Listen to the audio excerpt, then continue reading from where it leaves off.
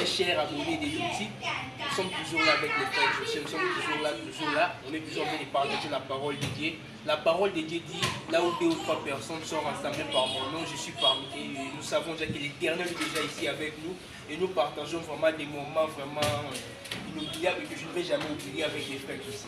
Frère José, je vous souhaite joyeux anniversaire. Ah, merci beaucoup. C'est une surprise, ils ne savaient pas que c'était son anniversaire. Vraiment. Pour ceux qui ne connaissent pas, pour votre information, l'anniversaire de notre père ici, notre bien-aimé en Christ, c'est demain, le samedi, le 20 juillet.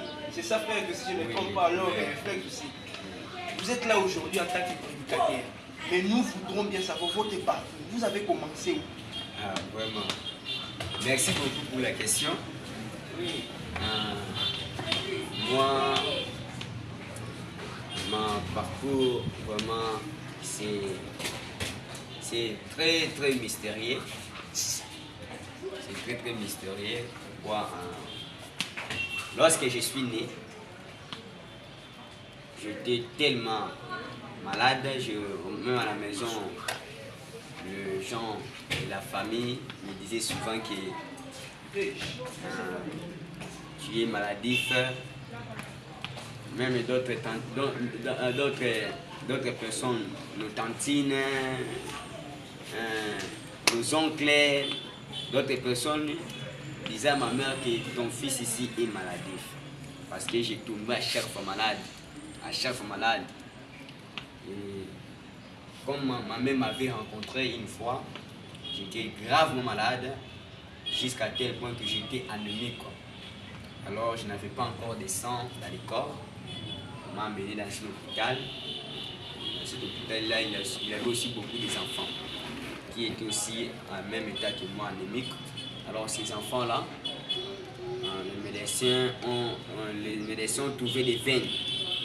Ils ont trouvé leurs veines pour leur transférer le sang. Alors qu'est-ce qui est arrivé? En les transférant, ils sont guéris et tout s'était bien passé. Mais moi, seul qui était resté à l'hôpital, les médecins ne trouvaient pas le veine. Alors, j'étais presque mort. Les médecins ont tout fait, mais rien ne changeait. Ma mère est venue, commence à pleurer. À ce temps-là, on n'était pas encore dans les messages.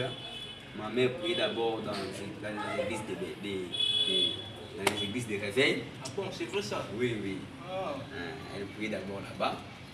Alors, depuis les églises de réveil, ma mère, Dieu lui avait donné les dons des visions et des songes. Et comment s'appelle cette grande femme qui a mis au monde un grand prodige comme ça, une merveille de la créature? Elle s'appelle Maman Boulungu Poutou Nicole.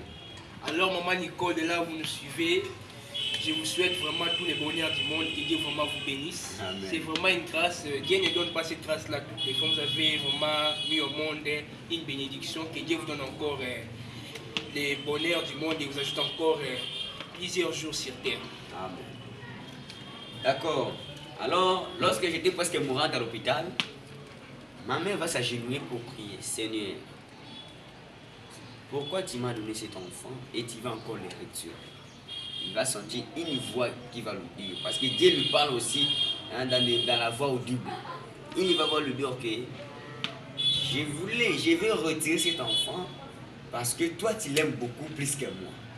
C'est-à-dire que Dieu voyait si il me laissait comme ça avec ma mère, de la manière que ma mère m'aimait beaucoup, je ne pouvais pas lui servir.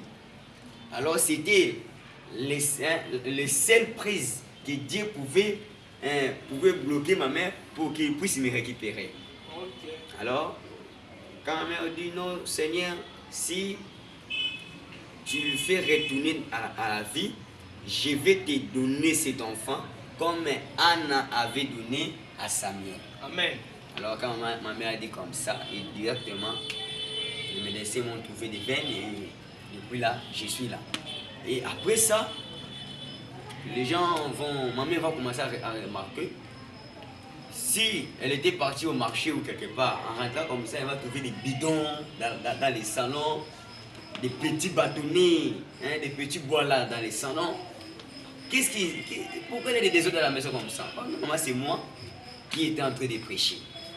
J'étais là, je prenais des bidons, parfois je faisais descendre même les assiettes dans des vitrines, je les fais asseoir là-bas dans les salons, je commence à les prêcher la parole. Et partout où on louait les maisons, j'ai rassemblé les enfants. J'avais mon petit chair, hein, j'avais un petit chair comme ça, j'avais fait de bois. J'ai prêché, j'ai prêché, j'ai prêché, j'ai prêché. Et j'ai prêché ce message, ce glorieux message, depuis l'âge de 8 ans. Ah bon, ça c'est vrai. Hein, depuis l'âge de 8 ans. Et jusqu'à présent, je suis toujours prédicateur de l'évangile confirmé. Vous avez gardé la parole. Gardez la parole. Hein, je suis toujours prédicateur depuis que j'ai commencé. Et une fois même, je me souviens, j'étais à l'âge de 8 ans, on m'avait invité d'aller prêcher dans un deuil comme ça. Et lorsque je suis arrivé là-bas, j'ai prêché. Il y avait des femmes qui étaient en pantalon, il y avait des femmes en mini-jupe. Là, j'étais encore très courte comme ça. J'ai prêché, j'ai prêché, j'ai prêché. Les gens étaient tellement joyeux, très saillis de joie. Il y avait même un papa là, il y avait beaucoup de moyens. Il m'a promis il m'a promis de passer à la télévision, il va tout payer pour que je prêche la parole. Vu que j'étais encore à cet âge-là un enfant, j'ai fui, j'ai refusé, j'ai dit non, non, non. Et quelques années passées, j'ai fini de découvrir que les messages des frères pendant me dit aussi de ne pas évangéliser la parole au moins de la télévision. J'ai dit, oh, que Dieu soit heureux pour ça. Donc, c'était ça ma parcours. J'ai terminé mes études humanitaires, j'ai étudié ici à Kobe de Ndili, quartier 7, école Institut Saint-Joseph-Monson. Donc, je suis là prédicateur. Jusqu'à présent, je prêche l'évangile du Seigneur. C'est vraiment une très bonne chose. Et quelle est la première fois que vous avez prêché la parole de Dieu? Quelle est l'atmosphère que vous avez ressentie? En tout cas, j'ai prêché depuis cet âge-là, j'ai prêché la parole. Mais j'ai monté du haut de la chair à l'âge de 14 ans, devant le public dans l'église. Que j'ai monté du haut de la chair. Il y avait des moments où on m'appelait de venir prêcher, j'ai fouillé. J'ai fouillé, vu qu'à l'époque, j'étais un peu loin avec mon pasteur. Parce qu'on avait déménagé d'ici à Ville vers une petite province comme ça. Et en allant là-bas, on était un peu éloigné. Alors, j'ai trouvé des églises là-bas. Le pasteur que j'ai trouvé là-bas, ils ont confirmé que j'ai un don. Il m'a cédé la chair déjà à partir de 12 ans, 13 ans de prêcher la parole, mais je ne voulais pas. Je voulais assez que mon pasteur de ville puisse savoir que je suis devenu prédicateur, que lui puisse m'accorder la chair. Et quand on est rentré comme ça, à l'âge de 14 ans, je vais prêcher dans les veillées. La première veillée que j'avais prêché, c'était la prédication que j'avais prêchée, c'était un certain jeudi. J'avais prêché sur la foi parfaite. La foi parfaite. Et la manière que j'avais apporté la parole, même les anciens qui étaient là, ils ont entendu dire, oh, tu prêchais déjà avant ou bien comment? J'ai dit non, j'ai prêché avant. Hein, j'ai gagné aussi des âmes. Je venais avec mes amis, qu'on jouait ensemble. Je venais avec eux à l'église. Parce que moi, ma vie, je n'ai pas eu le temps de jouer, à provoquer les gens. Moi-même, les jouets que les enfants jouent avec. Quand on me choisit les jouets, je les faisais qu'ils passaient à l'église. Ah, ça c'est un pasteur, ça c'est une sœur. Donc, c'est ma façon que j'ai grandi. Donc, c'est un peu ça. Et qui vous a encadré pour arriver dans tel niveau? Qui a été là pour vous soutenir pendant les moments où la chair, les difficultés, les choses de la vie vous décourageaient de ne pas prêcher la parole de Dieu? Qui a été là pour vous soutenir, pour vous encourager de ne pas perdre espoir, de garder toujours l'espoir d'aller de l'avant? Bon, moi en fait,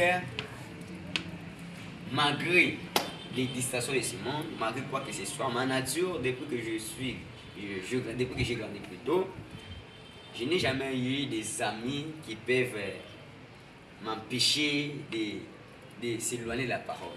Au contraire, c'est moi qui approche toujours les amis vers la parole. Amen.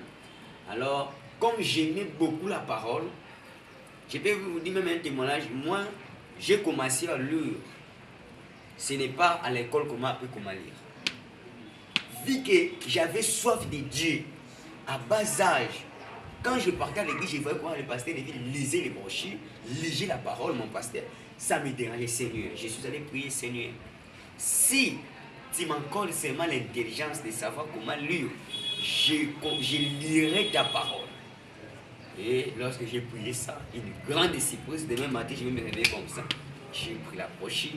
Dès que j'ai commencé comme ça, je commence à lire. Et jusqu'à présent. C'est vraiment une grâce que Dieu a fait. Jusqu'à présent, je lis bien les messages des frères Branham. C'était tellement bien passé. Et comme j'avais soif de Dieu, je m'approchais tout proche de mon pasteur. Parce que si je ne me trompe pas, frère Branham parle dans 6e saut comme ça, ou 7e saut, je ne me trompe pas, il dit que parmi les choses qui confirment que quelqu'un a le ministère ou a un don venant de Dieu, il y a aussi la chose que la personne commencera à s'approcher de son ancien ou de son pasteur. Moi, j'aimais beaucoup mon pasteur. Et même jusqu'à présent, je l'aime beaucoup. Je le salue là où il est. J'ai profité de lui saluer, que Dieu lui bénisse. Donc, qu'il dure vraiment longtemps dans ce monde. Même si part, même jusqu'à l'enlèvement qu'il parte, je l'aime beaucoup. Alors, je m'approchais chez mon pasteur. J'étais là. Je suivais tous ces mouvements qu'il faisait.